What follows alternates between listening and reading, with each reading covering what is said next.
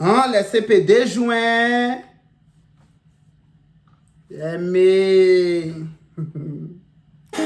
c'est de ça qu'il s'agit. Sipi. CP réseau. Mais oh, les CP, franchement, je suis vraiment content de vous rencontrer. Enfin, de vous rencontrer. On dirait que c'est la première fois. Je suis vraiment content de vous retrouver. C'est retrouver, je vous l'ai dit, c'est ça, du coup, rencontrer là. En tout cas, je suis vraiment content. Ça fait 2 jours et tout ça. 2 jours. Quand un Ivoirien dit ça fait 2 jours, ça veut dire que ça fait longtemps. Quand tu croises un Ivoirien et puis tu te dis, oh, ça fait 2 jours, hein. Ça veut dire qu'il y a, enfin, ça fait longtemps et tout ça. Voilà, nous sommes restés sur mes vidéos de Barcelone. J'espère que vous avez aimé. J'espère que vous avez apprécié. En tout cas, souvent, vous savez que quand vous allez en vacances, vous oubliez vos problèmes en fait. C'est-à-dire, vous laissez vos problèmes à la maison et vous partez, vous partez faire la belle vie et tout ça. Vous partez en vacances. Voilà, c'était mon cas. Donc, je suis rentré de Barcelone. J'ai eu le temps de prendre le temps pour moi, de régler toute la paperasse parce que là, je suis en train de préparer ma rentrée parce que oui, en plus d'être web comédien, en plus d'être chroniqueur à la radio, en plus d'être acteur, je suis étudiant. Donc, j'avais tout ça à gérer l'inscription, gérer la scolarité, gérer d'autres projets aussi à côté. Donc, c'est ce qui a fait que, voilà, je n'ai pas fait de vidéo les 2 semaines qui ont précédé. En tout cas, une chose est sûre, je vais tout faire pour vous produire au moins une fois un contenu par semaine. Vous voyez, je vais tout faire pour vous produire un contenu par semaine et j'espère que ça va vous plaire. On va rire, on s'amuser, on y... En tout cas, avant de continuer, abonnez-vous. S'il y a des personnes qui ne sont pas encore abonnées à ma chaîne, c'est le moment. Parce que sur ma chaîne YouTube, on parle de tout et de rien. Donc, abonnez-vous, c'est l'excès. Moi, là, c'est animé. Franchement, Dieu seul sait pourquoi on ne veut pas me donner une émission et animée. Hey, le genre, il va me donner là-bas. Bienvenue sur l'émission de Excès du jeu. Aujourd'hui, on parle d'amour. Qu'est-ce que l'amour? L'amour nous divulgue de façon aléatoire. Vous aimez ça? En tout cas, aujourd'hui, nous allons parler de la première fois où...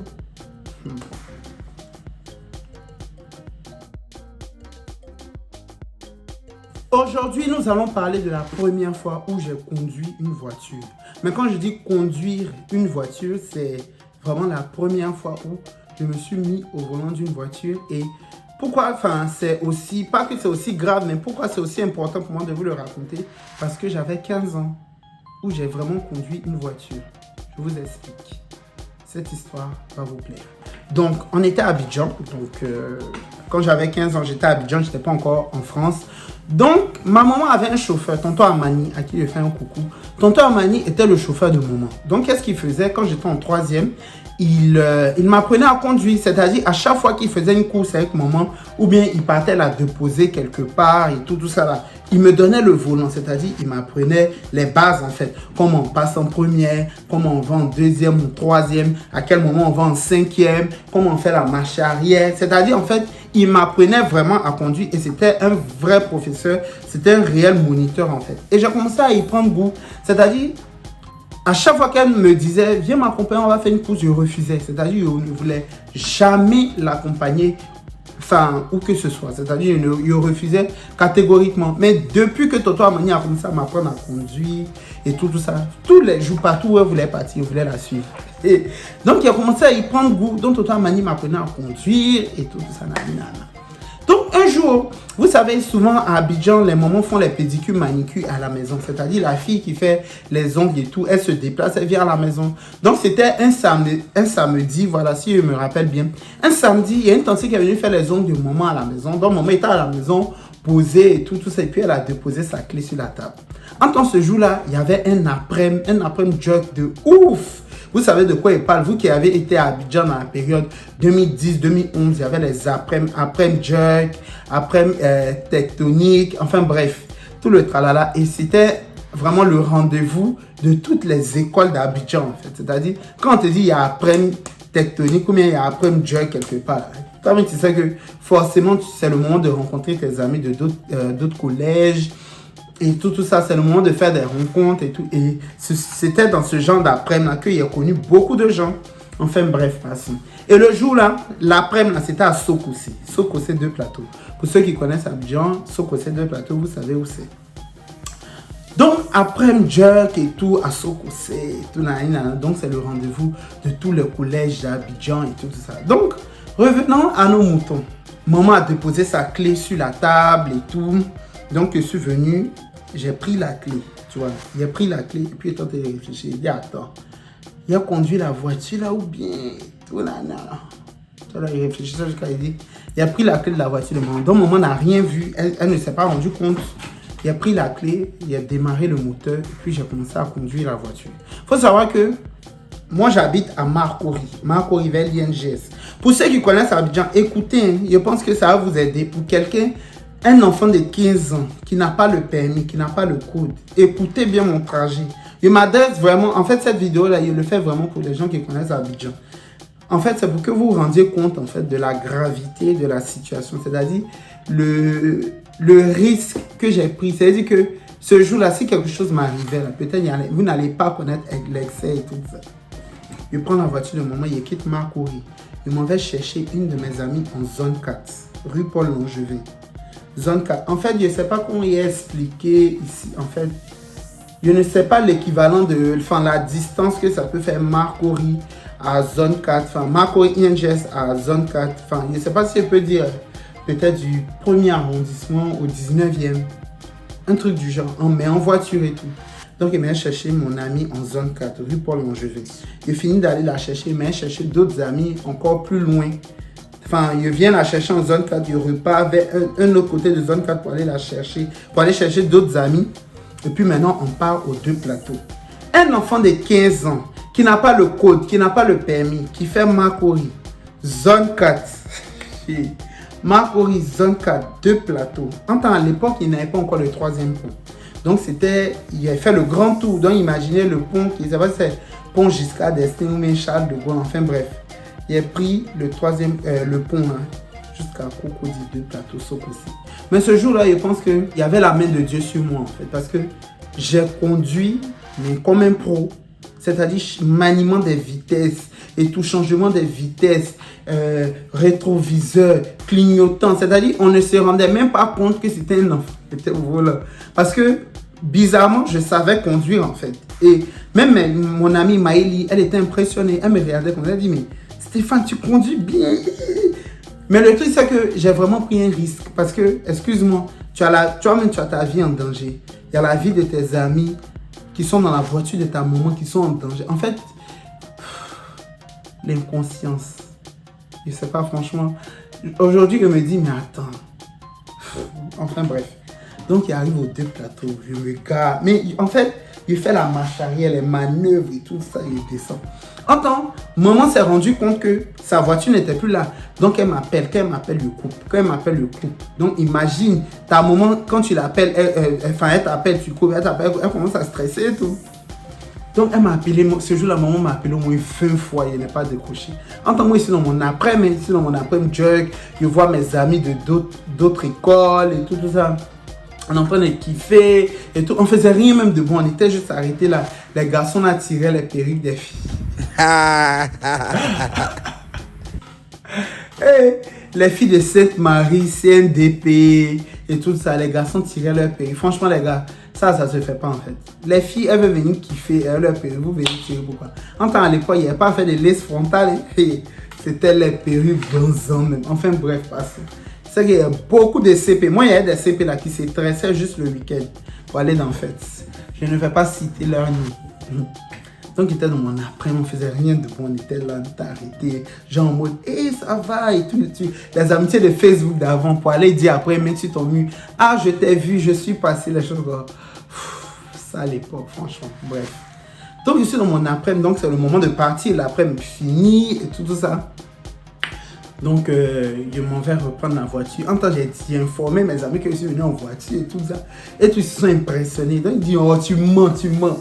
Donc, il m'a prendre la voiture et tout. Il allume le moteur, il fait les manœuvres, machin. Et les voix, ils sont loin, là, ils sont en train de crier. Hein, sacré quoi, hein. Et l'insouciance, l'inconscience, tout mélangé. Hein, sacré quoi, hein, tu conduis, hein. Ils étaient en train de me saucer de ouf. Donc, j'ai pris la voiture, il repart maintenant déposer mon ami en zone 4 et tout, et il revient à la maison. C'est là où l'histoire va être intéressante. Donc, je rentre à la maison et tout, je vois maman. Maman toute paniquée. Tu étais où? Commence à m'engueuler. Tu étais où? Tu as pris ma voiture, tu es sorti. Ça va pas chez toi et tout. Imagine quelque chose t'est arrivé et tout. En fait, sur le coup, j'ai dit, oh non, maman, c'est rien, ça va, j'ai bien conduit. Mais le truc qui a fait monter mon stress, vous savez, c'est quoi? C'est qu'elle m'a dit, j'ai appelé ton papa.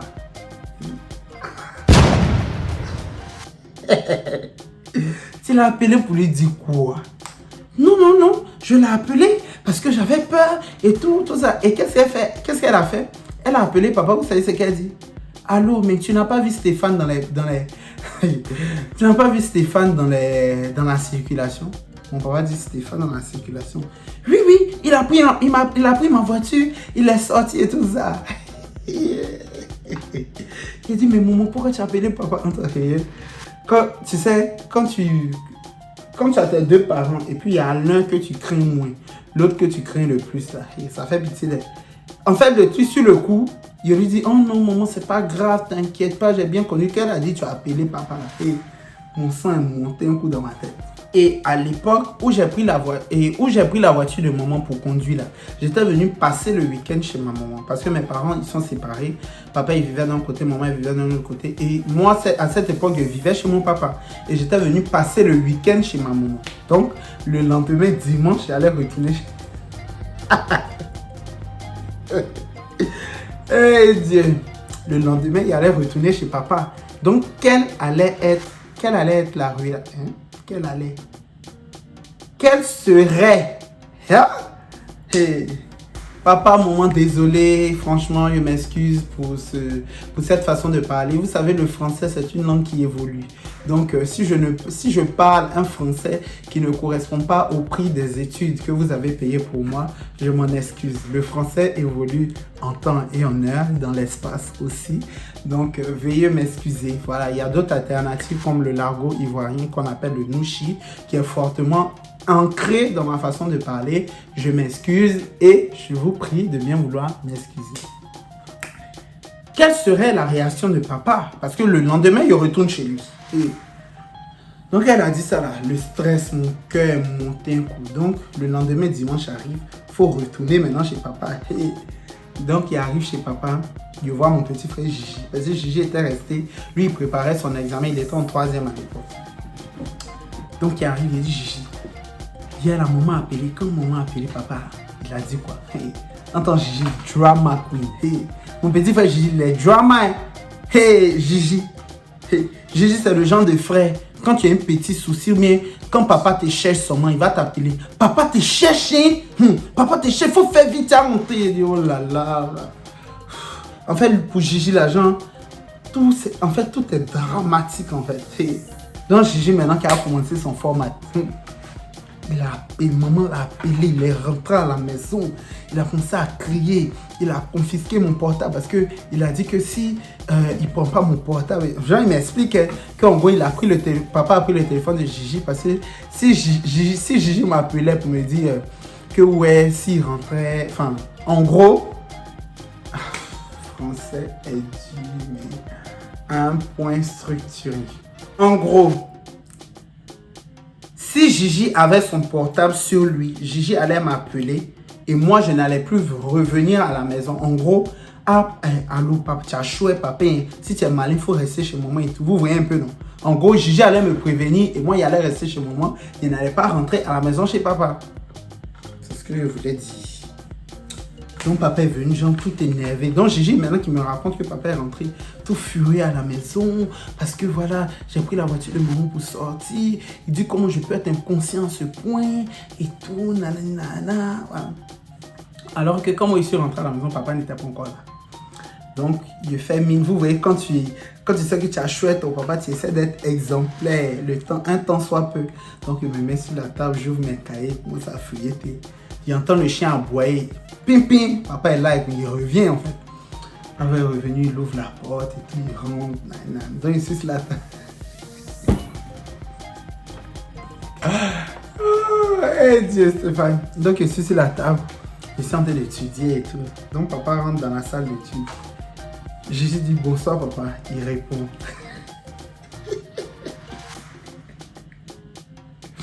C'est ça que mon papa va voir, il va rigoler. Donc j'ai dit bonsoir papa, papa fait bonsoir.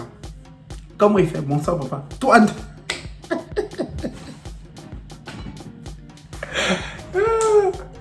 Donc comment il fait bonsoir papa, il dit toi, ne salue pas. Tu vas voir, j'arrive, tu vas voir. En tant que ton papa te dit ça, faut fuir. Hey. En tant que moi, il répond gros, ok, c'est assis, genre comme s'il n'y a rien. Hey. Il est rentré dans la chambre, il a apporté un petit shot là. Il m'a donné un de ses coups de tête. Hey. Imaginez ma tête et puis la tête de mon papa. Un affront, c'est-à-dire un affront collatéral. Hey. Coup de tête, mon papa m'a donné. Il a commencé à sauter les fauteuils, il a commencé à me poursuivre. Viens ici, imbécile. Je ne peux pas dire de gros mots, sinon YouTube va pas sponsoriser la vidéo. Viens ici, tu penses que quoi, tu es grand et tout ça va pas chez toi et tout. Entre ils me sont enfermés dans la douche. Quand ils me sont enfermés dans la douche, il a tapé la douche. Ouvre, sors ici. Entre ils sont restés dans la douche, il était en train de rigoler. Il rigolait, mais on n'entendait pas. J'ai été là. Il s'est resté dans la douche au moins pendant 1-2 heures de temps. Il a entendu qu'il rentre dans la chambre et tout dans sa chambre, qu'il se calme un peu. Et puis après, il s'est ressorti. Quand il s'est ressorti, là, je me suis mis dans notre chambre, je me suis enfermé jusqu'au lendemain matin. Et le lendemain, quand il s'est réveillé, comme si de rien n'était. En fait, moi, mon papa, c'est quelqu'un, il est un peu comme moi, en fait. C'est-à-dire, lui, voilà, c'est sur le coup, peut-être il va s'énerver ou bien il va te dire sa vérité. Puis voilà, ça passe. Et le lendemain, il m'a dit que, en fait, il avait peur. En fait, c'est bien d'avoir des parents qui se soucient de toi. Franchement, ça, il bénit le ciel pour ça. Il m'a dit que, en fait, lui, il avait peur parce que, voilà, on était en 2011. En 2011, la situation du pays n'était pas très... Vous voyez un peu, non, on n'était pas très safe et tout ça. Et il s'était dit, en fait, s'il va arriver quelque chose, chez qui il allait aller se plaindre et tout ça, tu prends la voiture, tu n'avais pas le permis et tout ça. Jusqu'à aujourd'hui, cette histoire-là, ça aurait pu me servir de leçon. Ça veut dire qu'il aurait pu passer le permis. Aujourd'hui, il a vincé quand même le code, il n'y en a pas. Enfin bref. Donc, c'est ce qu'il m'a dit. Il m'a dit que voilà, et que de faire attention, que si je veux apprendre à conduire, lui-même, il est là, il peut m'apprendre et tout ça. Mais voilà, c'est juste qu'ils étaient très inquiets. C'est-à-dire le fait que ma maman l'appelle comme ça, lui-même, il était paniqué et tout ça. Mais il m'attendait au tournant, en fait. Tu es paniqué, tu m'appelles pas. Bref. En tout cas, les amis, franchement, voilà, soyez conscients. Je m'adresse plutôt aux jeunes, c'est-à-dire je m'adresse plutôt à mes petits frères de 14, 15, 16 ans, 17 ans. Franchement, apprendre à conduire, c'est bien, mais il faut le faire en temps et en heure. C'est-à-dire, si vous n'êtes pas autorisé à le faire, ou bien soyez toujours accompagné. C'est-à-dire, même si on vous apprend à conduire, parce qu'il y a un phénomène ici à Abidjan, il faut en parler. Ça aussi, j'ai connu ça quand j'avais 15-16 ans. Les locations de voitures, c'est-à-dire, il y a des adultes qui font louer des voitures à des jeunes de 15-16 ans. Moi, je sais que quand j'avais 15-16 ans, j'avais des amis qui louaient des voitures pour aller en soirée. Mais excusez-moi, enfin, je ne sais pas le risque que vous prenez de prêter une voiture à un enfant de 15-16 ans. Parce que le petit va aller prendre 200, 300 000 francs de ses parents, il va te donner pour louer sa voiture, tu lui donnes. Ou bien souvent, il passe par des grands... En fait, ce n'est pas très safe, en fait.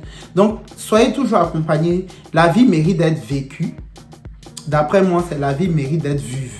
Vivez votre vie en fonction de votre âge, en fonction de votre temps. N'essayez pas de courir plus vite que votre âge. Franchement, à 15-16 ans, c'est pas conduire une voiture. Ou bien, au pire, soyez toujours accompagné. Ton papa à côté, ta maman à côté, elle t'apprend à conduire.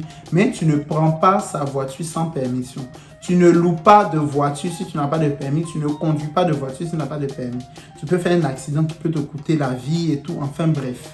Soyez très safe les gars. C'est la fin de la vidéo. Je vous aime, je vous embrasse. Continuez de vous abonner sur ma chaîne YouTube. Et puis, Suivez-moi sur mes différents réseaux sociaux, c'est là-bas que ça se passe. Et puis, je vous aime, je vous embrasse.